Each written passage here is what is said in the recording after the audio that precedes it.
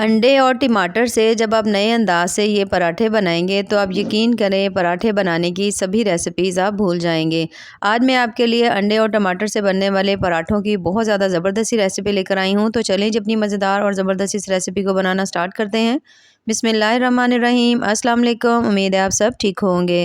तो यहाँ पर सबसे पहले तो हमें चाहिए अंडे, और अंडे यहाँ पर मैं ले रही हूँ 3 अदद। 4 अदद यहाँ पर हमने टमाटर लिए हैं, थोड़ा सा धनिया लेंगे, 2 अदद सब्ज़ मिर्चें हैं और 1 कप हम यहाँ पर लेंगे आटा। बनाने का तरीका कुछ इस तरह से है कि टमाटर जो हैं इनको आपने पहले अच्छी तरह से धो लेना है और ऊपर वाली साइड जो है हमने इसे इसकी कट कर लेनी है। उसके बाद आपने इसे काट लेना है, थोड़ा बारीक काट लीजिए या मोटा काट लीजिए। इस तरह से करके आपने तमाम जो टमाटर हैं वो काट लेने हैं।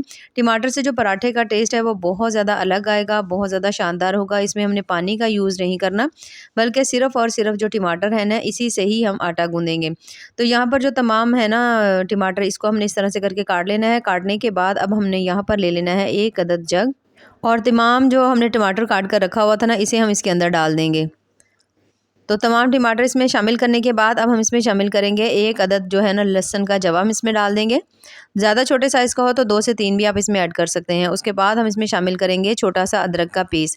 इन सभी की चीज़ों को शामिल करने के बाद 2 अदद हम इसमें डाल देंगे सब्ज़ मिर्चें, और इन तमाम को आपने पानी बिना डाले, ठीक है, पानी नहीं इसमें डालना।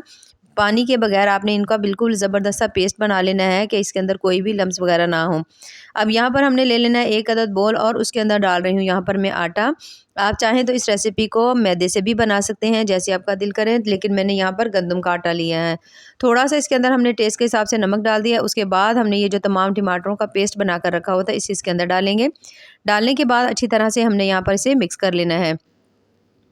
अच्छी तरह जब आप इसे मिक्स कर लें और आपको लगे कि ये थोड़ा सा पतला है, तो फिर हमने इसके अंदर थोड़ा सा आटा ऐड और करेंगे, और बिल्कुल जिस तरह से थोड़ा सा आमतौर पर हम रोटी के लिए आटा गूंथते हैं ना, सेम हमने वैसे ही इसका आटा गूंथ लेना है। तो यहाँ पर ये थोड़ा पतला है, तकरीबन आधा कप मैंने यहाँ पर आटा फिर से लिया है। उसे लेने के बाद अच्छी तरह इसके अंदर मिक्स करेंगे और हमने इसे गूंथ लेना है अच्छी तरह से। जितना आप आटा अच्छी तरह से गूंदेंगे आगे चल के आपकी रेसिपी उतनी ही ज़बरदस्ती बनेगी, उतनी कमाल की बनेगी। तो बस इसी के अंदर आपने आटा गूँथना है। कोशिश करें कि अगर आपको लगे कि जो पेस्ट है ज़्यादा पतला है तो आप उस हिसाब से थोड़ा-सा कम या थोड़ा ज़्यादा जो है ना इसमें आटा शामिल कर सकते हैं, और अच्छी तरह से इस तरह से आप आटा गूँथ कर तैयार कर लीजिएगा। तो आटा यहाँ पर आप देख सकते हैं ज़बरदस्त हमने गूँथ लिया है। गूँथने के बाद अब हमने इसे रखना है कुछ देर के लिए रेस्ट पर, कम से कम भी 5 से 7 मिनट के लिए। और यहाँ पर तकरीबन जो आटा है इसे हमने यहाँ पर रख दिया था, और 10 मिनट बाद यहाँ पर माशाल्लाह आटा जो है हमारा ज़बरदस्त सा सेट हो चुका है। अब हमने इसके बना लेने हैं पेड़े। पेड़े यहाँ पर आप छोटे या बड़े जिस तरह से आप रोटी का साइज़ बनाते हो सेम उसी तरह से आपने जो पेड़े हैं ना वो तैयार कर लेने हैं। तो बस इस तरह से करके अच्छी तरह से इसके हमने पेड़े बना लेने हैं। जितना आटा है कम से कम भी इससे 3 या 4 पराठे जो है ना वो आराम से बन जाएंगे। साइज़ पे डिपेंड करता है, अगर आप बड़े साइज़ के बनाते हैं तो फिर थोड़े कम बनेंगे, छोटे साइज़ के बनाते हैं तो ज़्यादा बन जाएंगे।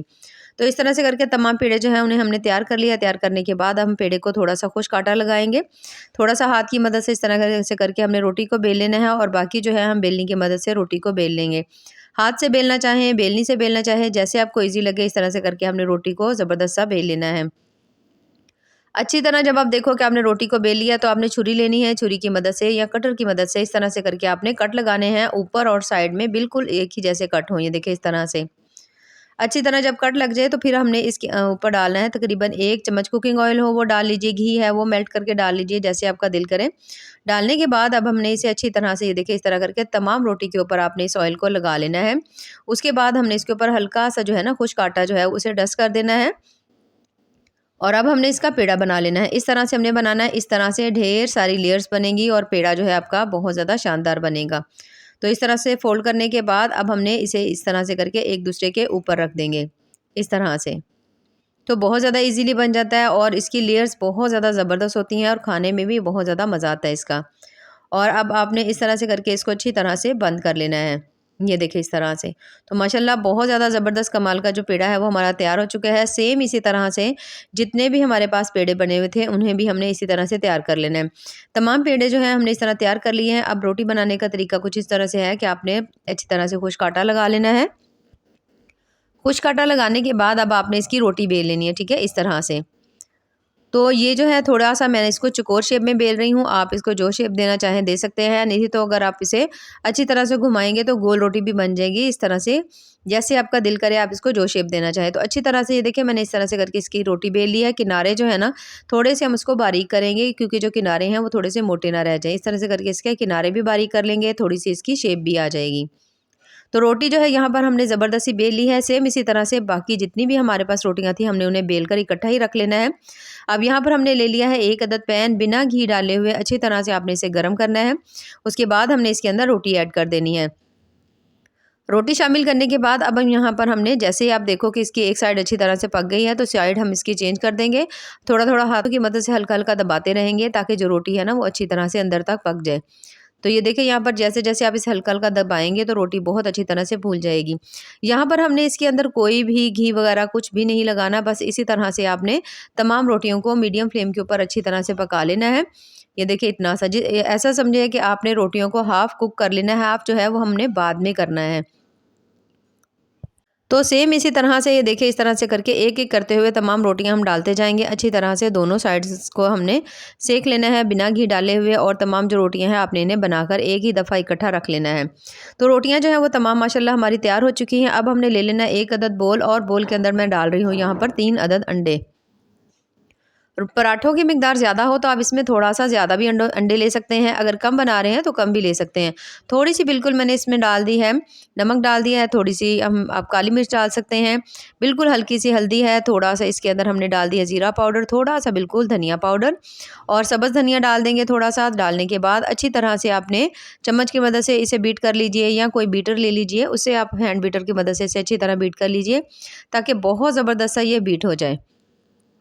तो जब आप देखो कि आपने अंडों को तमाम चीज़ों को अच्छी तरह से आपने बीट कर लिया है, तो उसके बाद हमने कोई भी आप बड़ी प्लेट ले लीजिए, या कोई भी बड़ी चीज़ हो जैसे कोई प्लेट की तरह हो या पैन वगैरह हो, वो ले लेंगे। लेकिन उससे पहले आपने अंडों को बहुत अच्छी तरह बीट करना है, इस टिप को ज़रूर याद रखिएगा। अब इस तरह से करके मैंने एक बड़े साइज़ का थोड़ा पैन ले लिया है, इसके अंदर ये तमाम जो अंडे हमने बीट करके रखे हुए थे ना, ये सभी मैं इसके अंदर डाल दूँगी। डालने के बाद अब हमने जो पराठे बनाकर रखे हुए थे ना इस तरह से, ये देखें, तो इनको हमने इसके अंदर डिप करना है। बहुत अच्छी तरह से डिप करेंगे। कोई चम्मच ले लीजिए या हाथों की मदद से आपने अच्छी तरह से, जिस तरह से हम किसी चीज़ के अंदर तमाम जो है ना इसे आपने डिप करना है अच्छी तरह से, ताकि अंडा जो है ना तमाम इसके ऊपर अप्लाई हो जाए। कोई भी जगह ऐसी ना हो जहाँ पर अंडा जो है ना वो अप्लाई ना हुआ हो। तो जब आप अच्छी तरह से इसके ऊपर अंडा लगा लेंगे ना, तो इस तरह से करके आपने इसको इसके अंदर से निकालना है, और यहाँ पर पैन में आपने घी डाल लेना है या ऑयल डाल लेना है तकरीबन 4 से 5 चम्मच, और इसमें हमने जो है ना पराठों को फ्राई करना है, ठीक है।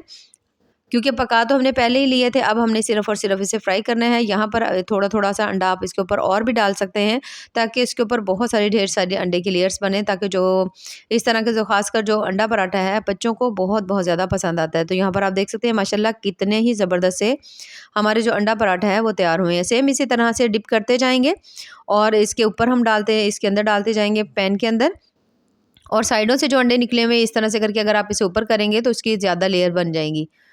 तो इसी तरह से इसकी भी साइड हमने चेंज कर देनी है। चेंज करने के बाद दोनों साइडों को हमने बहुत अच्छी तरह से पका लेना है। यहाँ पर अब हमें आपको ज़्यादा देर पकाने की ज़रूरत नहीं होगी। बहुत कम टाइम में आप बहुत ज़्यादा ज़बरदस्त से अंडे पराठा जो है ना वो तैयार कर लेंगे। और यहाँ पर आप देख सकते हैं माशाल्लाह बहुत ज़्यादा टेस्टी मज़ेदार से हमारे अंडा पराठा जो है वो तैयार हो चुके हैं, जो कि बेहद लज़ीज़ बहुत ज़्यादा मज़े के बने हैं। आपने अंडा पराठा की बहुत सारी रेसिपीज़ को देखा होगा, बनाया भी होगा, तो एक दफ़ा मेरे इस नए तरीके से ज़रूर बनाइएगा। मैं पूरी गारंटी से कह सकती हूँ कि आपको ये तरीका बहुत ज़्यादा पसंद आएगा और आपका इसे बार-बार बनाने को दिल करेगा।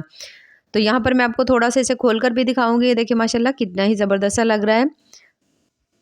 पेड़ा जो हमने बनाया था उसमें ढेर सारी लेयर्स थी, जिसकी वजह से इसकी जो रोटी है इसकी लेयर्स बहुत ज़्यादा अच्छी आई हैं, और उसके ऊपर नीचे दोनों साइडों पर अंडे की बहुत ज़्यादा इसके ऊपर हमने जो कोटिंग की है, तो इससे पराठा बड़ा ही कमाल का बना है। तो ज़रूर बनाइएगा और हमें कमेंट्स में ज़रूर बताइएगा कि आपको हमारी आज की रेसिपी कैसी लगी। तो ऐसे ही मज़ेदार, ज़बरदस्त और टेस्टफुल सी रेसिपीज़ के लिए हमारे चैनल का विज़िट ज़रूर करें। बाकी दुआओं में याद रखिए। अल्लाह हाफ़िज़।